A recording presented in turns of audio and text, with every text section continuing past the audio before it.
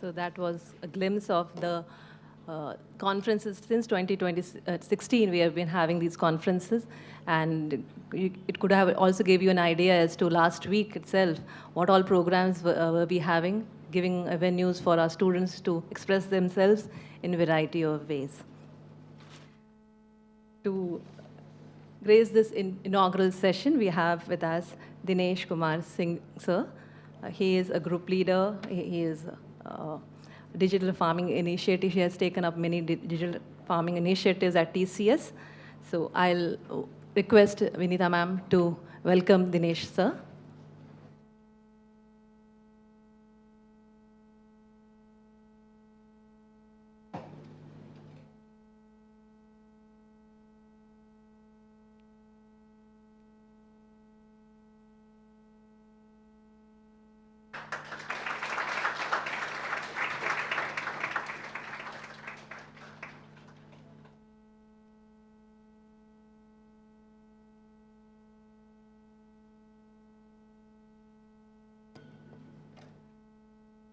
We also have Ritu Ringta Madam, Associate VP Exornite.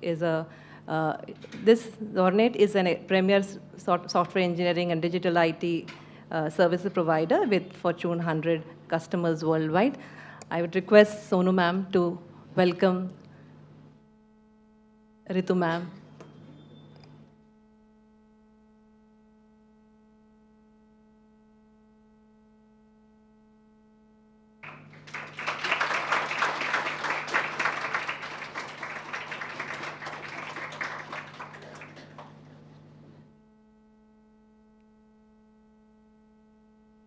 We also have with us Rasika Fatak ma'am. He's an agro consultant, a science graduate, and a farmer breaking all stereotypes. I would request Shishendu sir to welcome Rasika madam.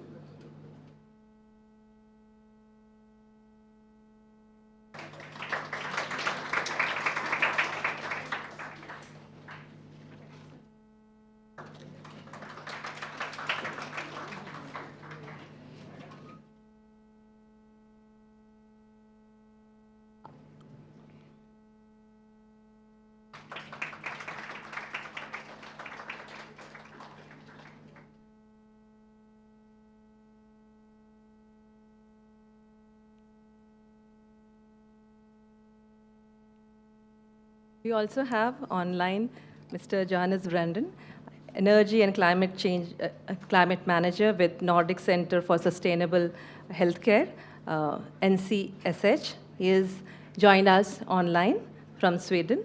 He is also a co-founder of NCHS. So we welcome you, sir, to this conference online. We also have Dr.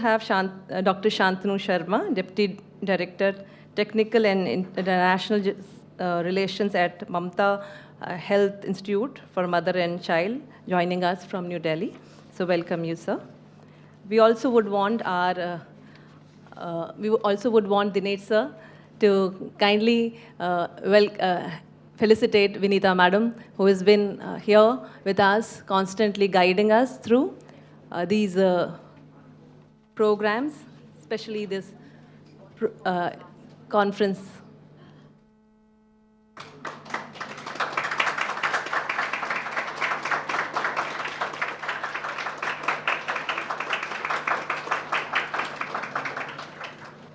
I would request Ritu madam to felicitate Sonu madam.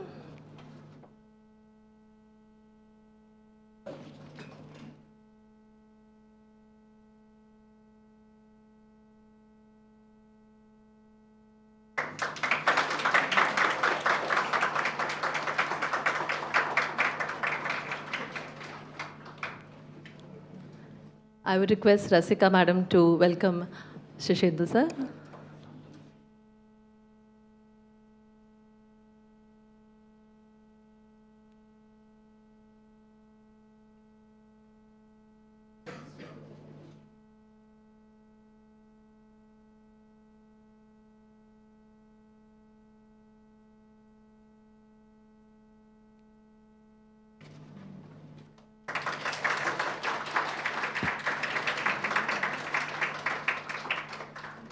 I would request Rasika Madam to kindly stay back and welcome Padma Madam also.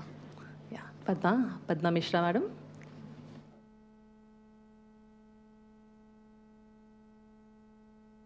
Padma Ma'am.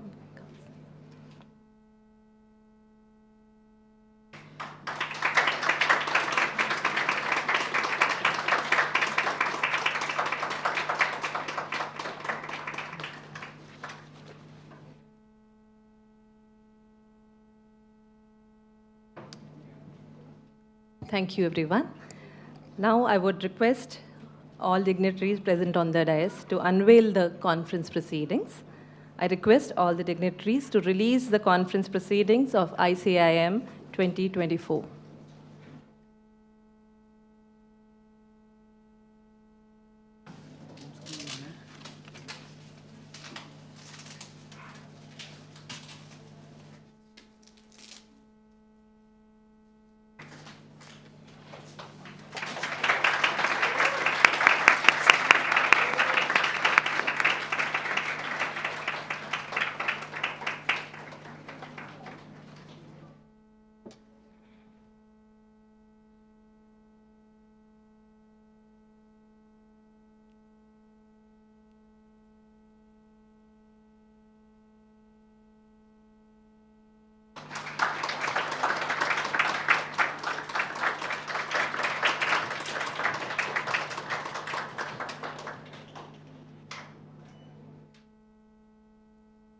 The conference proceeding is a result of hard work of all faculty and students at TIMSCDR. A total of 90 research papers and 47 research posters have been selected to be published in conference proceedings after multiple cycles of review. Now I would request Ma'am Vinita Gaikwad, Director of TIMSCDR, to address, give a welcome speech. Before that, we would want to play the video of Ma'am. Yeah. We would want to play a video with introducing Ma'am.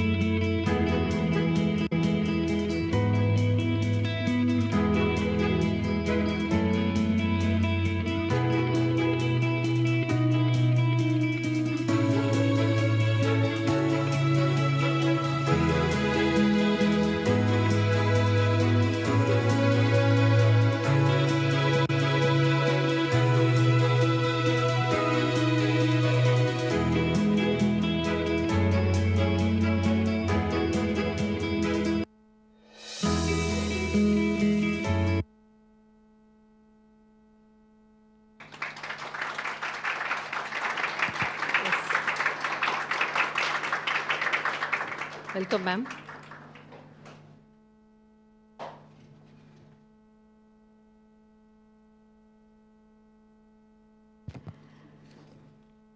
A very warm and respected morning to all the wonderful guests sitting on the dais, the guests of the dais.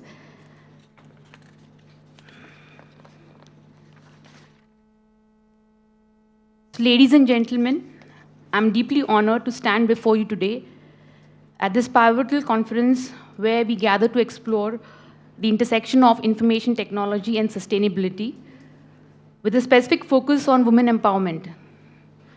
In an area defined by rapid technological advancements and pressing environmental changes and blah, blah, blah. That's the speech I got from ChatGPT. So in today's time, it is so amazing that as a person standing over here, I don't have to take any trouble, but just give a few lines. And that's what I did yesterday. But this was just to check how ChatGPT works. I have my speech ready over here. I put a line in ChatGPT saying, give me a speech on this conference topic, and I got a long speech over there. So how amazing is technology?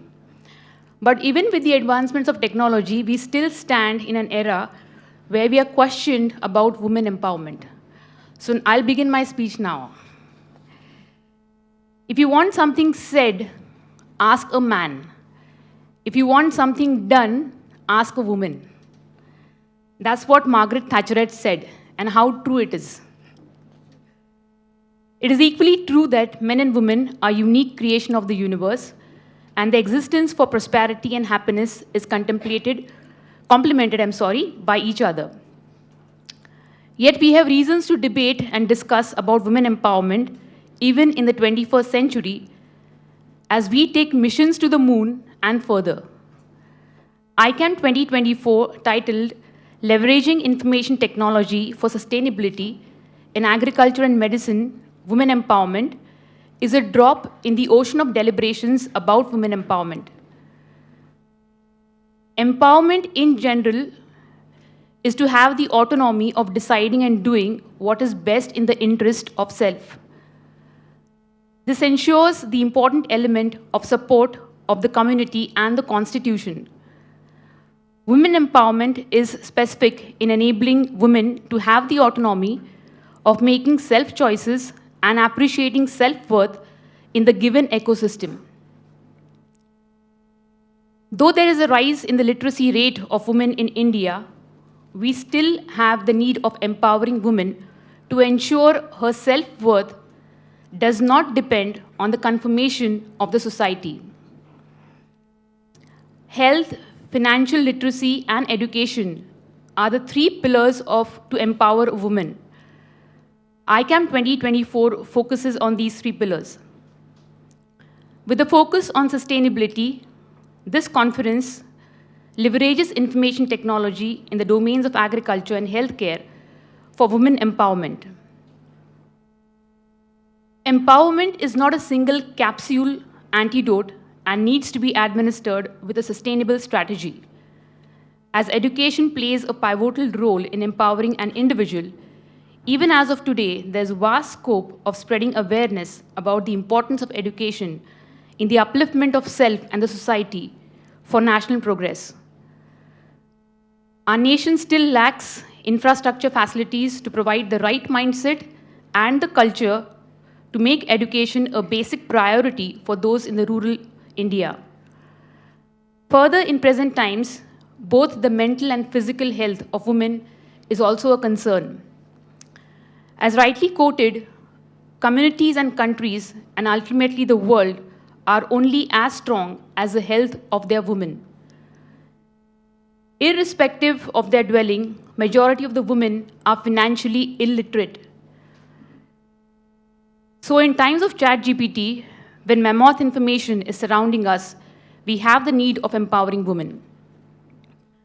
ICAM 2024 is glad to have the association with Nordic Center of Sustainable Healthcare, Association of Medical Consultants, Maharashtra Chamber of Commerce, Industry and Agriculture, Global Indian Scientists and Technocrats, Computer Society of India, and NASSCOM to organize a week-long commemoration of activities eliciting women empowerment.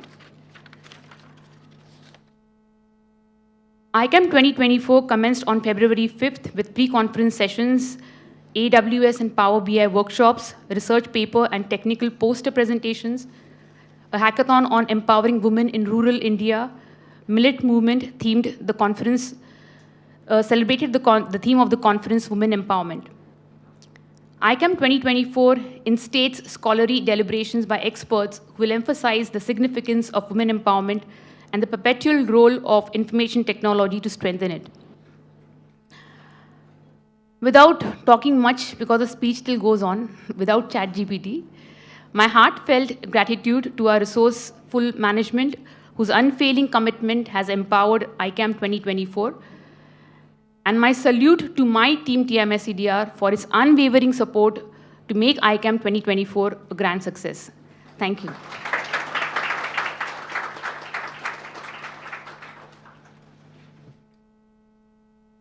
Thank you, ma'am, for encouraging us all, students and faculty members, for working ahead.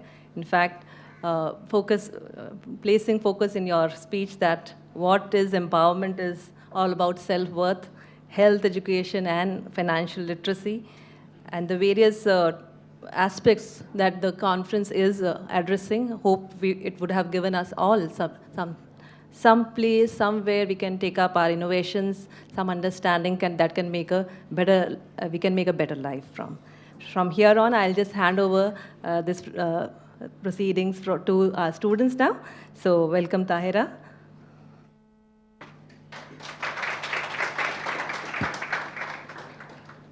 A very good morning to one and all. Please join me in welcoming Dinesh Kumar Singh, the group leader of the Digital Farming Initiative, Fisheries and Livestock at Tata Consultancy Services.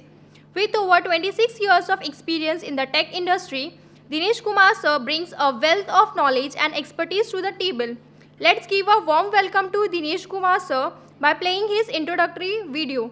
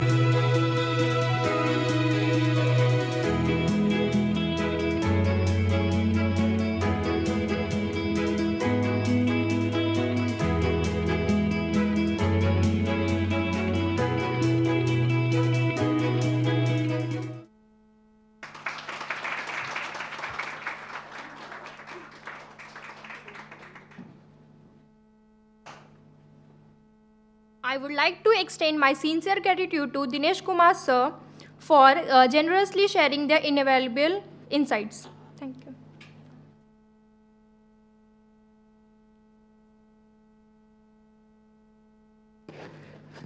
I hope that video was not by ChatGPT.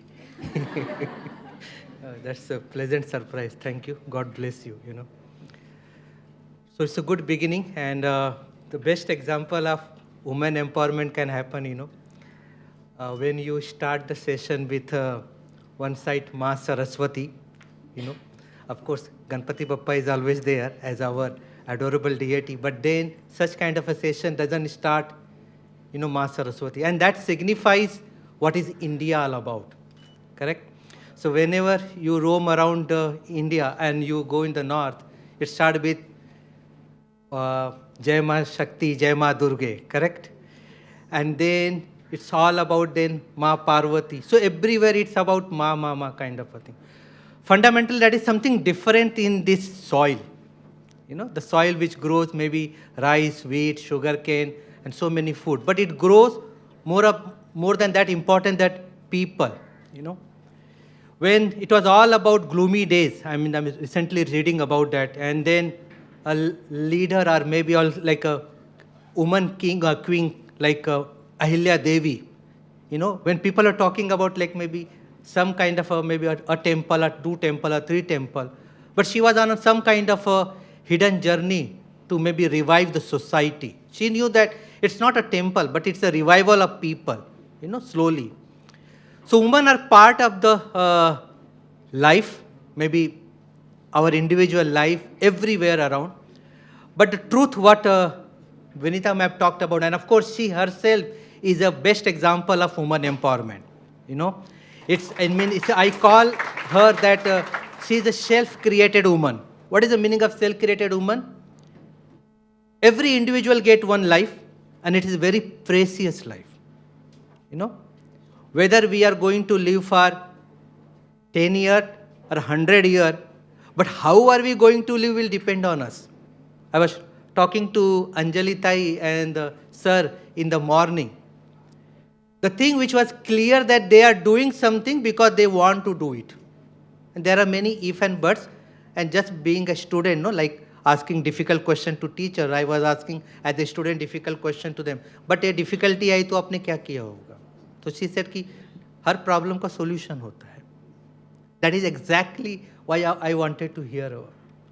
So woman empowerment, actually the man and the woman existed. On the lighter part, when I was born, they started celebrating International Men's Day. Nothing, I'm not responsible for that, you know. But then, and it's not linked with my birthday, but it just coincidentally happened, you know. But then woman and men are integral part of the society. And there is woman, there have got maybe 2 extra letters also. So that's got, you know, like इस main में 3 ही होगा, उसमें 5 letters are there. You know, that shows the power there. Correct?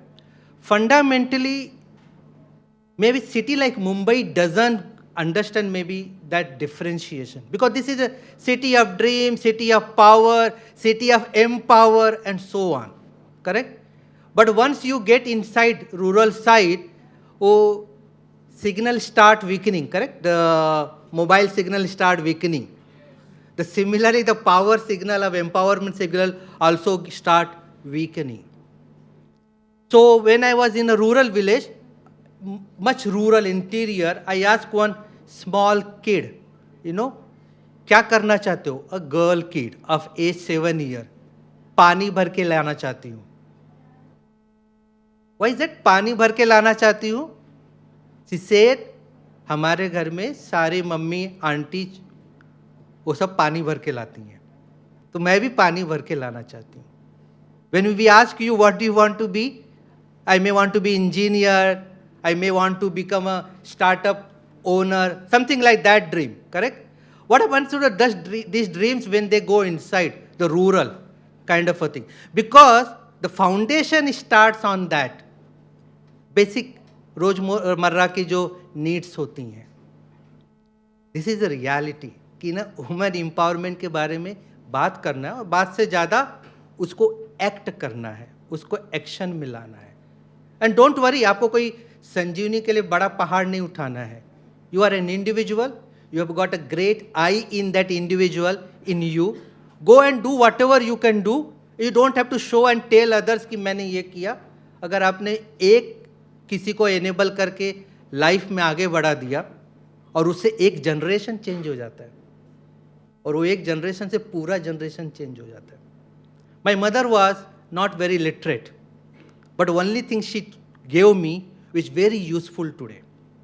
Her name was Vidya, and from that Vidya to getting to this Vidya level was just only one thing. She told, education is the only liberator in the life. जितना पढ़ोगे उतना बढ़ोगे. तो ये empowerment और बढ़ने के लिए हम सभी को एक मौका है, and we are just part of that. Thank you very much.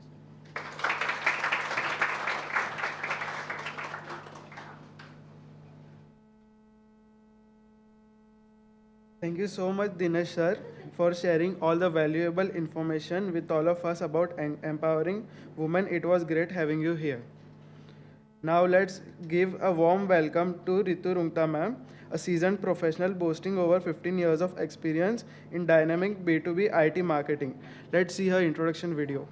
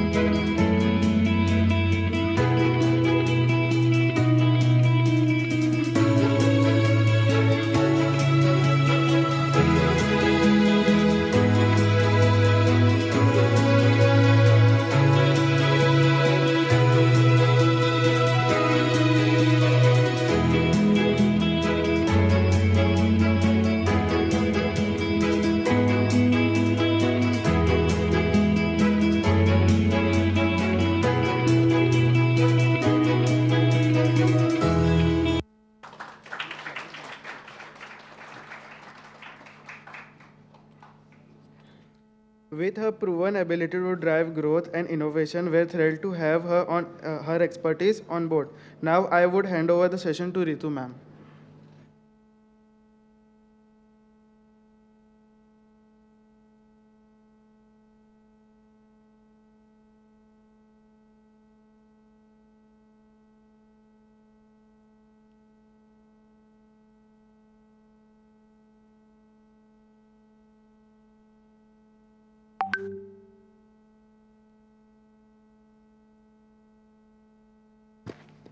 I was trying to take pointers from principal and teachers. I always do that. Thanks for inviting me. It feels very surreal addressing a crowd of students. I still consider myself a student, a forever student. I went to ChatGPT, of course. But I realized then it's a Me Too situation. And when I'm addressing an elite crowd, the distinguished guests that I see, I shouldn't just rely on technology, though I do come from a technology background. All right. So a lot of this is heartfelt. A lot of this is experiential. Spending 20 years in an industry that's supposed to be very dynamic, it has given me a lot of perspectives. So I'm here to share a few. Since I belong from a technology background, primarily a lot of my career is there. I just want to take a quick quiz. And I kind of see everybody so agile. Do any of you know CEOs of large technology companies? Like any of you know? Just can you give me some names? Okay. Sorry? The CEOs of tech companies or larger companies? Okay. Okay, of course.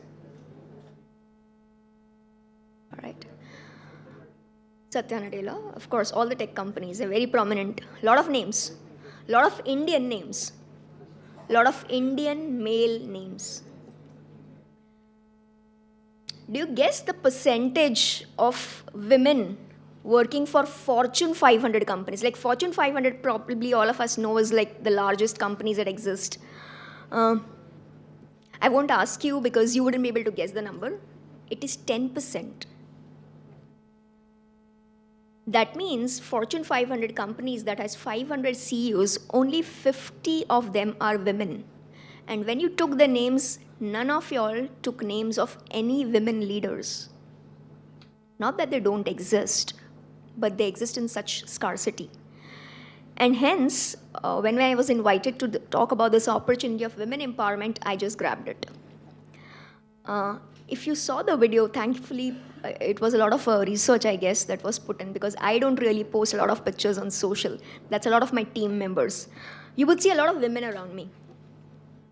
Not by intent of selecting women, but I have encountered a lot of women professionals that are go-getters, and that's what is inspiring to me, either if they're reporting into me or I'm reporting into them, or they're just my colleagues. Very, very strong women.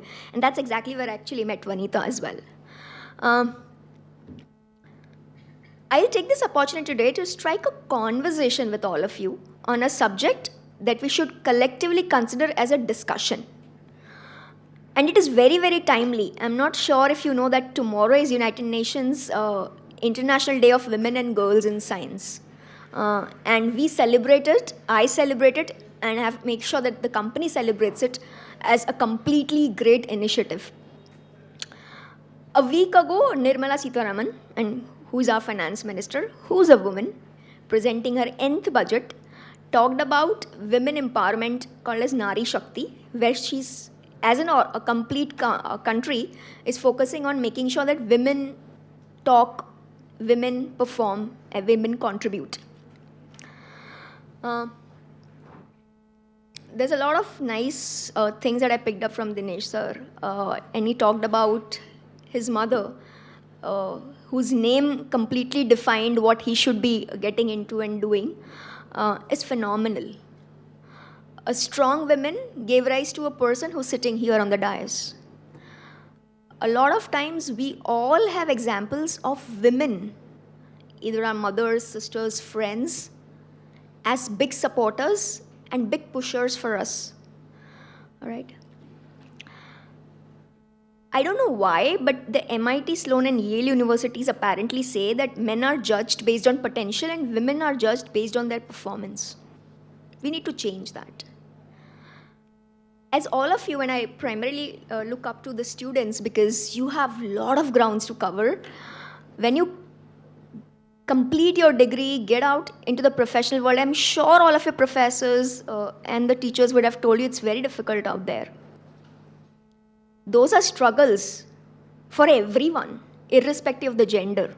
So don't be dissuaded by it. I'm not here to preach you, but there are plenty of opportunities that exist today for each of you. And again, barring the gender, do not even think about it. And it's your responsibility to carve a future for yourself. Maybe for a woman, it's a little more difficult. Probably I had to do a little bit extra than what a male counterpart could have done. But you probably would have to do a little lesser extra. And maybe the generation after you have to do exactly what the other genders will have to do. I'm just taking an example, saying when I had set up, a function at this company that I belong to today, I was judged, a lot of times questioned. But for my decision-making and ability, absolutely. For my gender, probably. Not always. But when you perform, those questions and naysayers just vanish and they all become your cheerleaders. So make sure that we are all cheerleaders of each other. The 20 years of my career, I just had one female boss. I would have loved to have more. For the longest time, I reported to the CEO, who's a guy. And who still is a guy. I mean, there's another CEO, but again, he's a guy. It tells you that disparity exists. However, at the same time, there is a large group of female achievers sitting right here. What does that tell you? We have and we can achieve if we have ambition, have role models, and we are not ready to accept anything and everything that comes our way, but ready to work and put in that hard work. It doesn't matter what your circumstances are. It matters what your dreams are. Not going through the entire thing of my speech because I think it's getting monotonous. Since I come from a technology sector and Sir comes from TCS, I think, and all of you are MCA students, I'm sure you'll resonate when I leave with you this thought.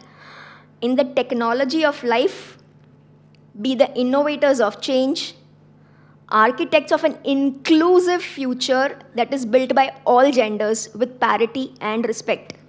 And if ever you doubt your ability to make a difference, just remember even the most complex computer program began with a simple hello world. Thank you.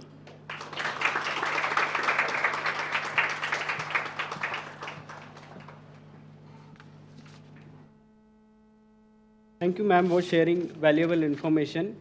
We have and we can achieve if we are ready to put in a hard work. So taking the program forward, it is my pleasure to introduce a remarkable individual, Ms. Rasika Pathak, ma'am. Ms. Rasika Pathak is a science graduate and works as an agricultural consultant. Without any further delay, let's watch a brief video featuring Ms. Rasika Pathak, ma'am.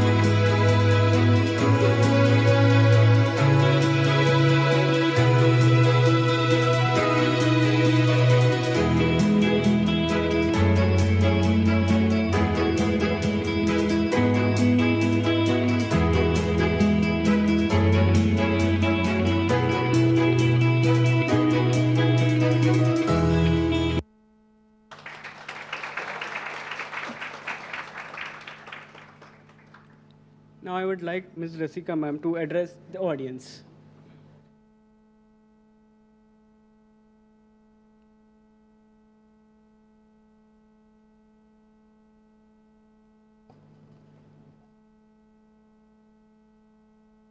सुप्रभात सगळ्यांना. प्रथमतः नमस्कार. मराठीत बोलेल चालेल ना? वा, प्रथम असं होतं आहे की मराठीत सगळ्यांना चालणार आहे. कोरं कागद काळं करणं इतकं का सोपं असतं मातीला हिरवं करणं. मी एक शेती सल्लागार आहे, त्यामुळे मी शेती संबंधित महिला एम्पॉवरमेंट कसं साधू शकतो यावर थोडंसं बोलेल, कारण अधिक आहेत. कोरं कागद काळं करणं इतकं का सोपं असतं मातीला हिरवं करणं. त्याचं मढच वापशावर पेरावा लागतो, तेव्हा हिरवा कोंब उगवतो. तुमच्या आकड्यांना, तुमच्या अंकांना जर का कणसं आली असती तर माझ्या डिग्रीच्या गाठोड्याला वाळवी लागली नसती आणि माझ्या बापानं आत्महत्या केली नसती. किती छान 4 ओळीमध्ये मर्म सांगितलेलं आहे. कुठलीही गोष्ट करायची म्हटली तर इतकं सोपं नाही आहे. आणि त्यात शेती करायचं म्हटलं, तुम्ही पोस्ट ग्रॅज्युएट व्हाल, मास्टर कराल, वकील व्हाल, डॉक्टर व्हाल, पण शेती हे असं क्षेत्र आहे की ते आता थोडं कठीणच झालं आहे. आणि शेतीला आत्ता खूपच दुय्यम समजलं जातं. एक छोटंसं मी उदाहरण सांगेन. प्रथम सुरुवात करण्याआधी मी मंचावरील सगळे अतिथीगण आणि सगळे विद्यार्थी यांचं मी स्वागत आणि अभिनंदन करेल की आज जी उपस्थिती आहे ती फारच छान आहे, उत्तम आहे. आणि सगळ्यांचे चेहरे अगदी फ्रेश असल्यामुळे आम्हाला जे बोलायचं आहे तुमच्यापर्यंत पोहोचवण्याचा आम्ही प्रयत्न नक्कीच करू. मराठवाड्यामध्ये गेले होते, सहज शेताच्या बांधाबांधाने गेले आणि एक लहान बाळ, आवाज येतोय, एक लहान बाळ शेताच्या बांधावर, मी शेताच्या बांधावरून चालले होते आणि एक लहान बाळ शेतामध्ये खुरपत होतं. वय किती होतं? फक्त 10 वर्ष. किती होतं? 10 वर्ष. वार कोणता होता? रविवार होता. मी सहज प्रश्न केला, तू शेतात काय करते? किती साधा प्रश्न आहे की नाही? साधा प्रश्न. आणि ते शेतात ती बाळ काय करत होतं? खुरपत होतं. मी पुढे चालत चालत गेले. मी विचार केलं, मी हा प्रश्न विचारलाच कसा? जर मी स्वतः शेतकरी आहे तर मी त्या बाळाला प्रश्नच का विचारला की तू शेतात काय करते आणि कशासाठी करते? तुम्हाला माहिती आहे, लहानपणी, माझ्या लहानपणी किंवा तुम्ही जर ग्रामीण भागातून असाल तर एक म्हण होती, अभ्यास कर नाही तर काय करावं लागेल तुला? शेती करावी लागेल. बरोबर की नाही? अभ्यास कर नाही तर तुला काय करावं लागेल? गुरं वळवावी लागतील. म्हणजे काय आहे? शेती हे किती दुय्यम समजलं जातं लक्षात घ्या. आज माणसाला जीवन जगण्यासाठी 3 गोष्टी फार महत्त्वाच्या आहेत. कुठल्या त्या? अन्न, वस्त्र आणि निवारा. मराठीत तुम्ही असं संवादात्मक आपलं होऊ द्यात म्हणजे जरा मला बोलायलाही स्फुरण येईल. माणसाला जीवन जगण्यासाठी किती गोष्टींची आवश्यकता आहे? कुठच्या? बरोबर. आता अन्न तर आपल्याला भारत सरकारने मोफत दिलं आहे. अगदी रस्त्यावरचा माणूस देखील छान कपडे घालून आपली उपजीविका साधतोय. निवारा तर तुम्हाला मोफत दिलं आहे. पण या सगळ्या गोष्टी ह्या सर्वसामान्य लोकांच्या झाल्या. पण आज आपल्याला जर जीवन जगायचं असेल तर समाजात काय आवश्यकता आहे? शिक्षण तर आहेच. सर्वात महत्त्वाची गोष्ट जर कुठची असेल तर ती आहे प्रतिष्ठा. आज तुम्ही जर कुठे बाहेर फिरलात, अन्न वस्त्र निवारा कोणी साहजिकच आहे, ते सगळ्यांची गरजच आहे. पण आज जर तुम्हाला प्रतिष्ठा नसेल तर समाजात तुमची किंमत शून्य होते. बघा, महिला एम्पॉवरमेंट करत असताना आपल्याला महिलांचं नेतृत्व करणं फार गरजेचं आहे. मग ते नेतृत्व असं असायला पाहिजे का? बचत गट सगळ्यांना माहिती आहेत. मला वाटतं मॅडमनी आमच्याकडे आल्या होत्या सर्वेला, त्यावेळेला पाहिलं त्यांनी.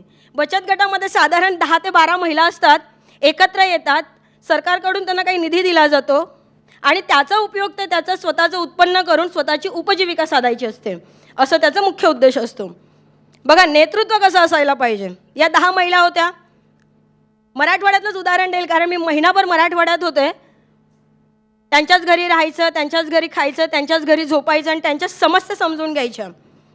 अगदीच डिसेंबरच्या शेवटच्या आठवड्यापर्यंत मी तिथे होते. एका मोठ्या घरामध्ये लग्न होतं. त्या मालकाने दवंडी पिटवली. आज माझ्या मुलीचं लग्न आहे. प्रत्येकाच्या घरासमोर गाडी येणार आहे आणि गाडीत बसून तुम्हाला मंडपापर्यंत यायचं आहे. मंडप किती? 2 करोडचं मंडप. आता 2 करोडचं मंडप म्हटल्यावर तिथे येणारे जे पाहुणे असतील ते कोण असतील? मंत्री असतील, उच्च पदस्थ असतील, म्हणजे सगळं प्रशासकीय सगळं वर्तुळ तिथे येणार होतं. आता ग्रामीण भागामध्ये म्हणायचं म्हटलं तर इतकं सोनं कोणाकडे नसतं आणि इतक्या मोठ्या लग्नात जायचं तर सोनं नाणं कसं आपण घरंदाज दिसलं पाहिजे. आता यातल्या 8 बायका ज्या होत्या त्या फार हुशार होत्या. त्यांनी काय केलं, हल्ली ते 2 ग्रामचं सोनं किंवा ते सोन्यासारखं दिसणारं सोनं ते असं मार्केटमध्ये मिळतं, फसवं सोनं. महिला गेल्या बाजारामध्ये, त्यांनी सोनं वगैरे खरेदी केलं, घातलं, अंगावर चढवलं. आता ह्या हुशार किती, गाडीत बसल्या, लग्नापर्यंत गेल्या. आता त्यांना बढेजावपणाच दाखवायचा होता. त्या गेल्या तिथे मस्त मिरवल्या वगैरे, फोटोज वगैरे काढले. आता फोटो काढल्यानंतर बाईंनी घरी यायचं की नाही? तर त्या लग्न संपेपर्यंत त्या तिथेच राहिल्या. सगळीकडे चर्चाच झाली, अरे ह्या बायका किती श्रीमंत आहेत, म्हणजे सोन्यावरून तर आपण करतो, आपल्या महिलांचं माहिती आहे तुम्हाला, ह्या बायका तर खूपच श्रीमंत दिसत आहेत. एवढं करून करून झालं. शेवटी लग्न घटिका संपली, सगळ्या गोष्टी झाल्या आणि परतीचा प्रवास सुरू झाला. गाडीत बसल्या, थोडं पुढे नाही येतात तिथे फाटा लागला. 4 चोरांनी ह्यांच्याकडे लक्ष ठेवूनच होत्या. एक गाडीवाल्या दादा, गाडी थांबव. कोणाला म्हणाला? गाडीवाल्याला. कोण म्हणाले? चोर. स्टोरी मला लक्षात राहत नाही, त्यामुळे तुम्ही मला लक्षात आणून द्या. गाडीवाला दादा, गाडी थांबव, असं कोण म्हणालं? चोरांकडे किती तलवारी होत्या? 3 तलवारी होत्या. म्हणजे चोर किती होते? 3 तलवारी. आणि 4 चोर कसे होतील? 3 तलवारी असणार ना आणि 3 चोर असणार. असं म्हटल्याबरोबर गाडी थांबवली गेली आणि गाडीवाल्याला घाबरला आणि तो थांबला तिथे. तो म्हणाले, बाबा रे, मला तू काही करू नकोस, माझ्याकडे जे पैसे दिलेत मला मालकाने भाड्याचे, हे 15,000 रुपये घे, पण मला सोड. आणि त्याने जी धूम सोडली तो निघून गेला. उरले आता ह्या 8 जणी. आता ह्यांच्याकडे सोनं होतं, हे घे, हे घे, हे घे, असं हे काढ, हे काढ, हे काढ, सगळं काढून दिलं त्यांनी सगळ्यांनी. असं झाल्यानंतर ते चोर आपले त्यांच्या पावलाला जायला निघाले. आता बघा, आता ह्या महिलांनी शांत बसायचं की नाही? बसायला हवं होतं की नाही? ते चोर होते. त्या पटकन काय म्हणाले, ए थांब मेल्या, घे, तुझा काहीच फायदा होणार नाही, कारण हे खोटं आहे. बघा, नेतृत्व कसं असायला पाहिजे. ती अध्यक्ष होती त्या बचत गटाची. असं ऐकल्याबरोबर ते चोर रिटर्न आले आणि अध्यक्षाला धुतलं, एवढं धुतलं की दुसऱ्या दिवशी ती कुठे होती? हॉस्पिटलमध्ये. बघा, म्हणजे नेतृत्व असं नसायला पाहिजे. नेतृत्व असं असायला पाहिजे की आपल्यामुळे 4 महिला उभ्या राहिल्या पाहिजे, त्यांचं एम्पॉवरमेंट झालं पाहिजे, त्यांना 4 हातांना काम मिळालं पाहिजे, असं आपली संकल्पना असायला हवी. किंवा आपल्यामुळे इतरांचं नुकसान व्हावं असं कधीच नसावं. आता शेतीतल्या समस्या कुठल्या आहेत? एक म्हणजे शेतीला लागणारी वीज, शेतीकडे जाणारा रस्ता, शेतीला लागणारा पाणी, आणि सर्वात महत्त्वाची गोष्ट जर कुठची असेल तर ती आहे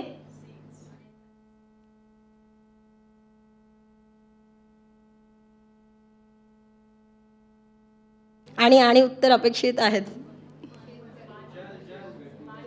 पाणी झालं ना, पाणी झाली, वीज झाली, शेतीकडे जाणारा रस्ता झाला. शेतकरी तर शेतीच करणार ना, त्यामुळे सर्वात महत्त्वाची गोष्ट असेल तर ती म्हणजे हमी भाव.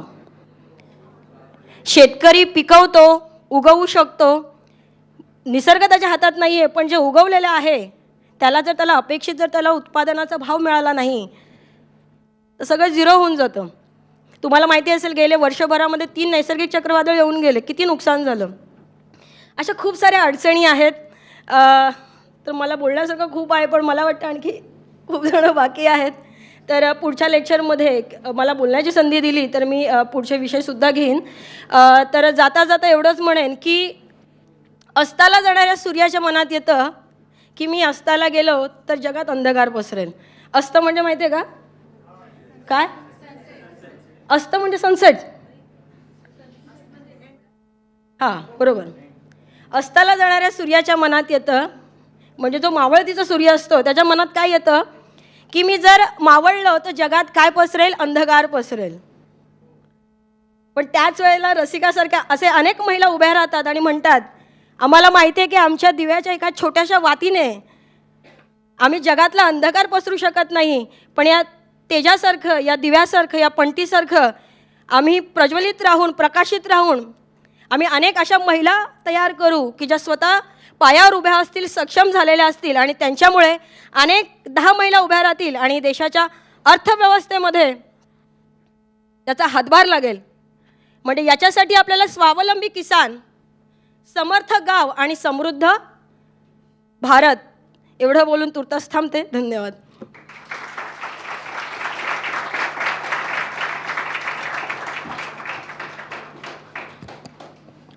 Thank you Rasika ma'am.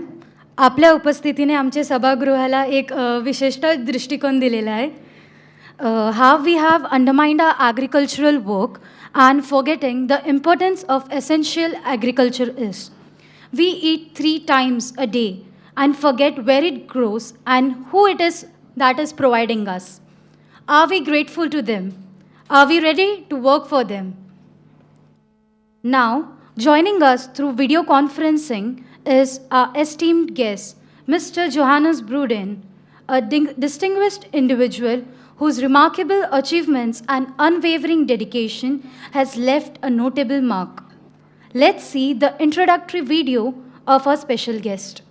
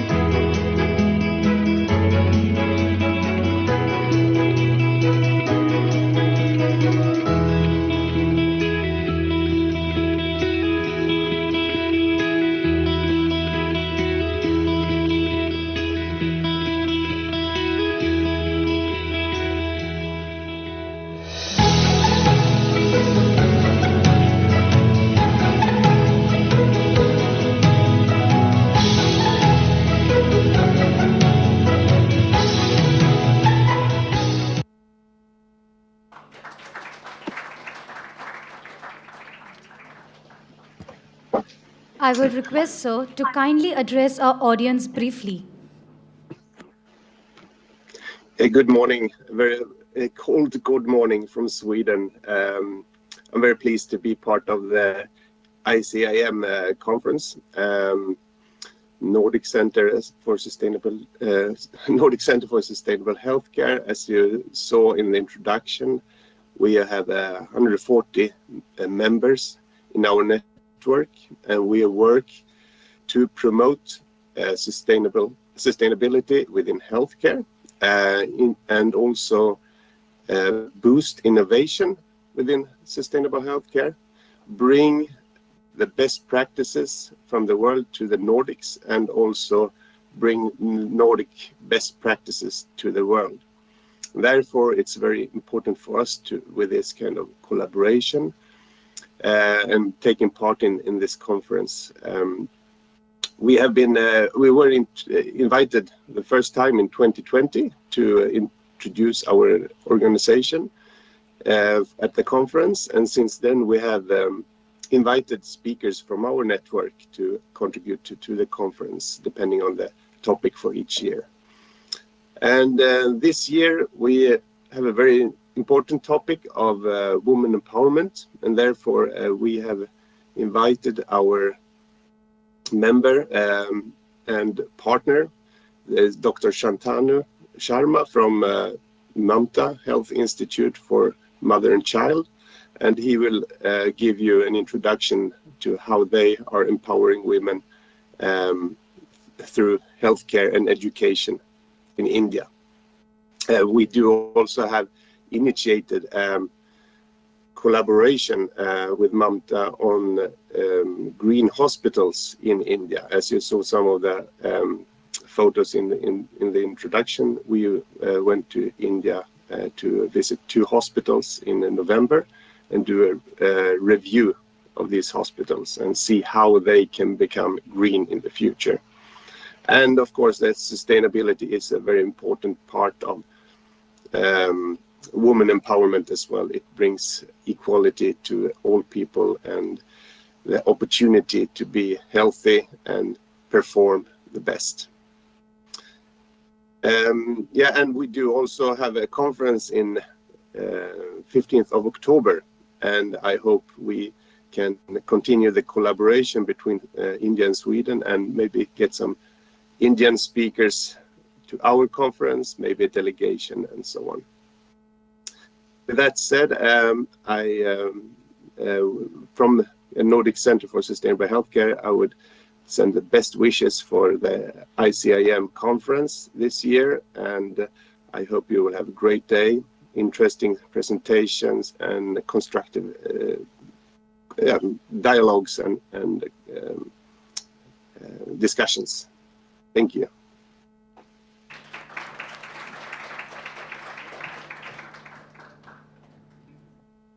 I would like to thank Mr. Johannes Brudin, sir, who is joining us right now at 5:30 at morning. Your presence added immense value to our gathering. Now, let's direct our attention to an extraordinary journey of our esteemed guest, Dr. Shantanu Sharma. Let's get to know more about our guest by watching his introductory video.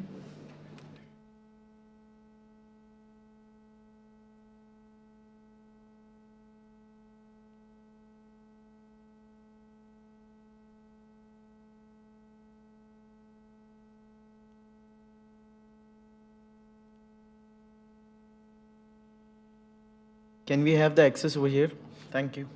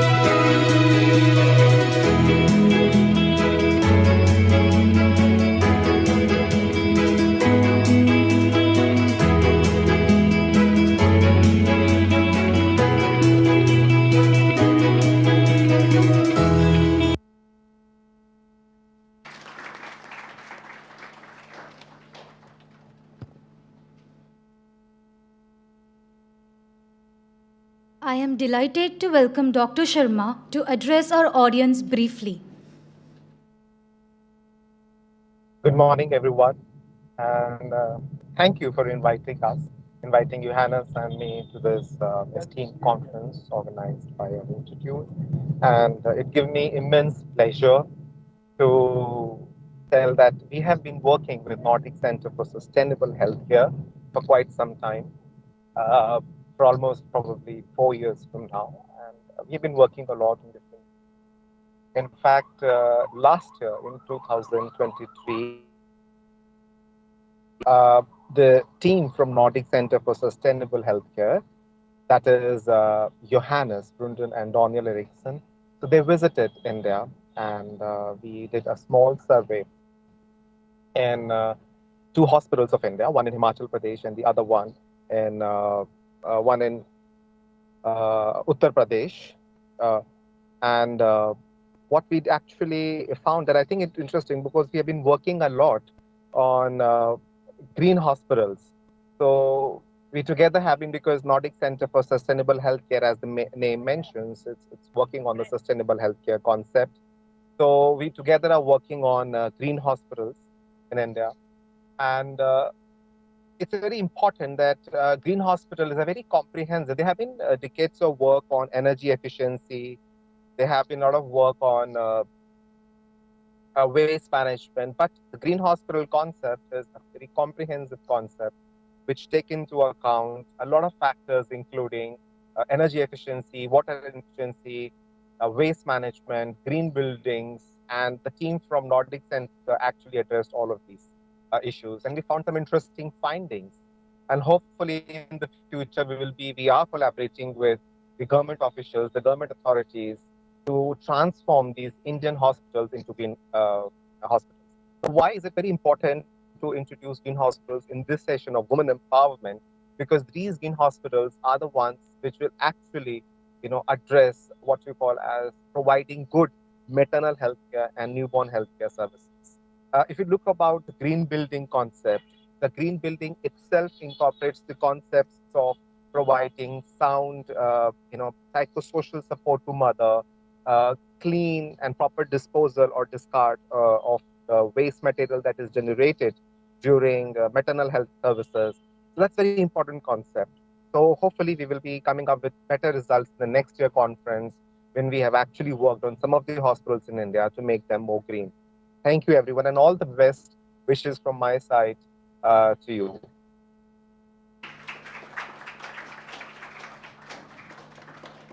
Thank you, Dr. Shantanu Sharma. If the organizers permit, there's a small presentation I would like to, if the time allows.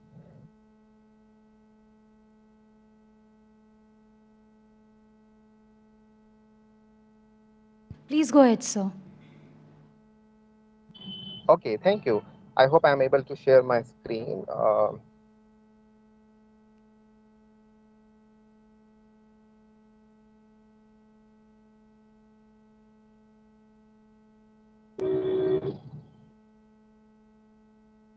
Can you see my screen now? Yes, sir. Okay.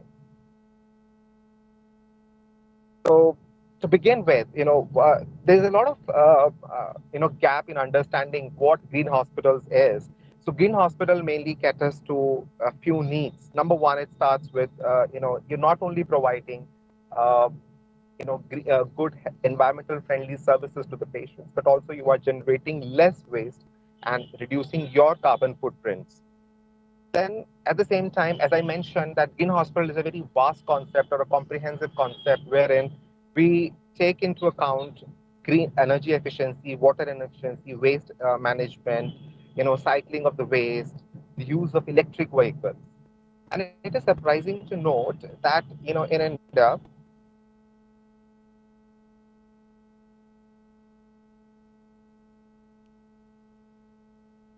so if you look at, interesting to know that, a lot of hospitals in India are dependent on grid electricity, and the use of solar panels for generating electricity or as a reserve, the backup for electricity is very less.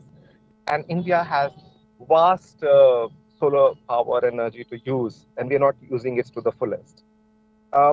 This is very important that we make whenever we are procuring anything for the hospitals, be it any refrigerator, be it any machine, any equipment, we should always try and procure equipments or devices which are, rated by ISO as energy efficient.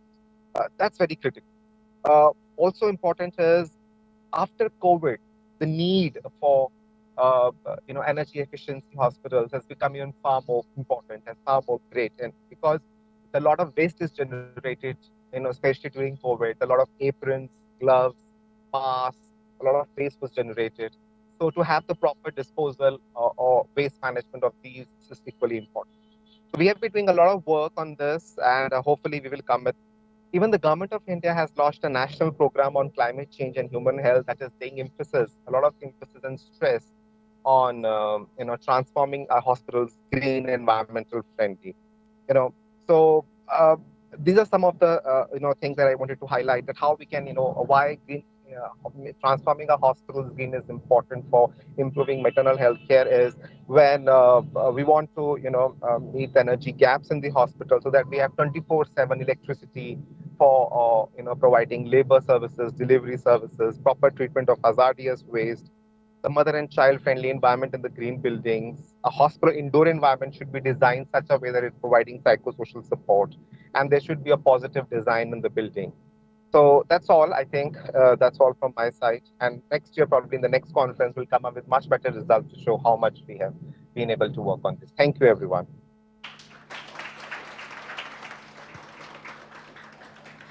Thank you, Shantanu, sir, for gracing us with your presence and enhancing the richness of a gathering with your valuable contribution. Your talk on Green Hospital was really enlightening and educational.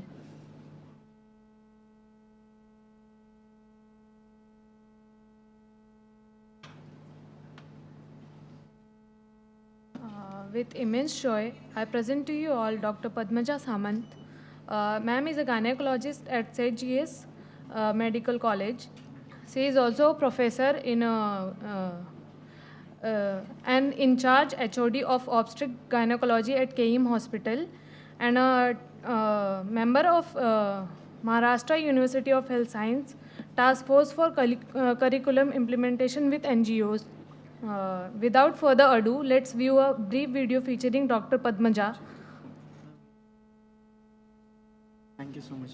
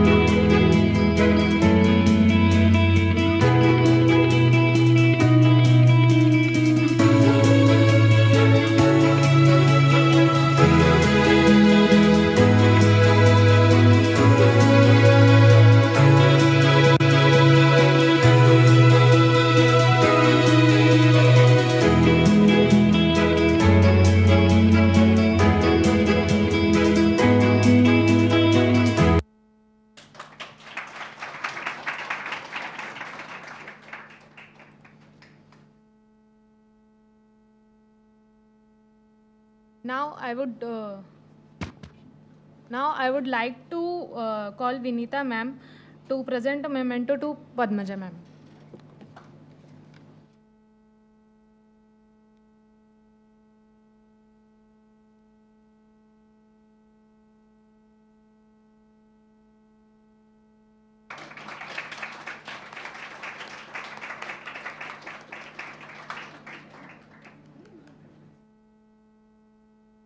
I would like to call Padmaja ma'am to share her experience with us.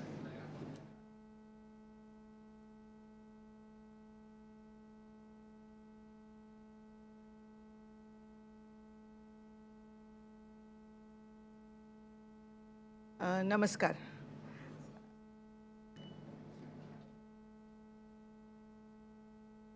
जब मैं इस auditorium में आई तो what really caught my attention was the posters, and it's such a pleasant surprise that in an academic institute we have done a very imaginative use of even Hindi movie themes, you know. Baahubali के poster में कभी सोच नहीं पाती कि उनका use mentoring के बारे में बताने को किया गया है, but that's fantastic, and the atmosphere here is really pleasant, and congratulations to everybody for that. So with that, I have my presentation I have given.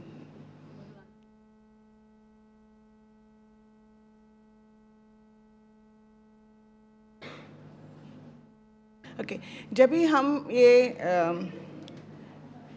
whatever we have heard about women's empowerment all this while, what I would like to share with you is in my institute, rather in all, this is not mine.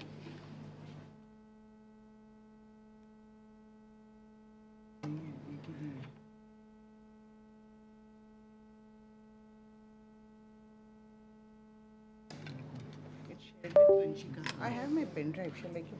Just a second, ma'am.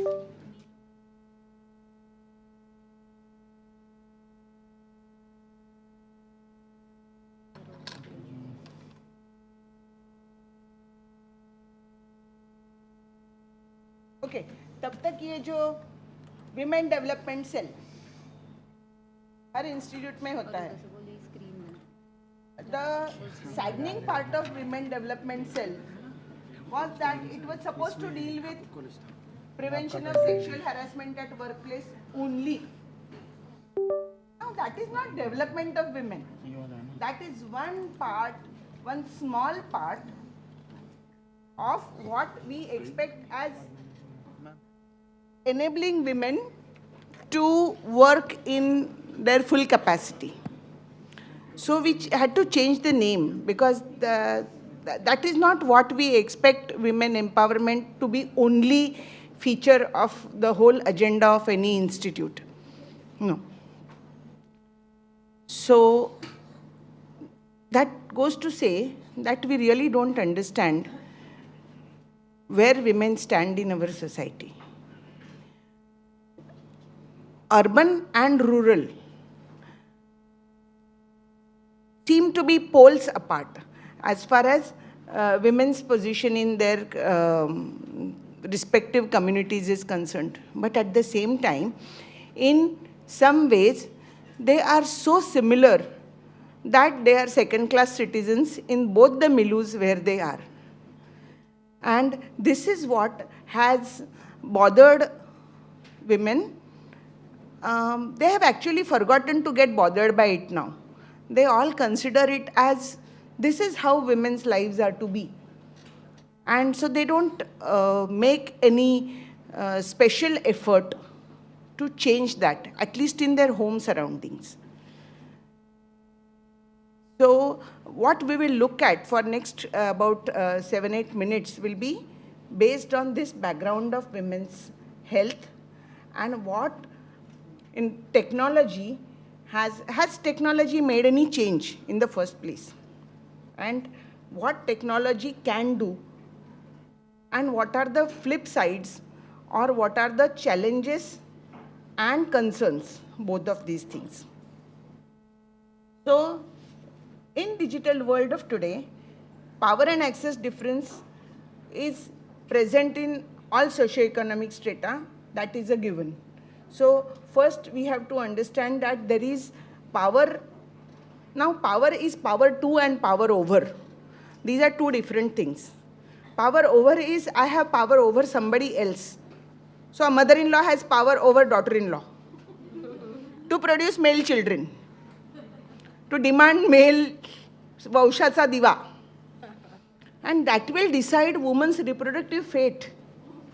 You know, at the same time, woman doesn't have a power to decide when to get married, whether to have children, when to have children, how many children to have, what type of contraceptive to use, whether to use contraceptive or not. She doesn't have power to do any of these things. So what Vinita madam was talking about, autonomy in health. Even women who are otherwise autonomous in their careers also might not have autonomy in health, because in families they are performing a totally different role. Unfortunately, that role is a baby producing machine. Very sorry to say, but at least from OBGYN's perspective, this is the only thing that women have. And somehow our health systems have also understood.